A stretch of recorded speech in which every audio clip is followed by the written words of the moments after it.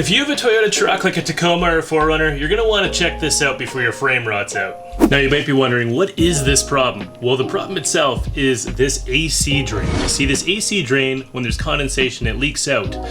The problem, that AC drain is located right on top of the frame rail. So all that condensation, all that water is going to be leaking down on that frame rail. So now the question becomes, well, what on earth do we do? Do we cut it off? Do we plug it? Nope. We're just gonna relocate it with some tools and some supplies you probably have in your garage, and if not, they're available at a hardware store. Let's get to it.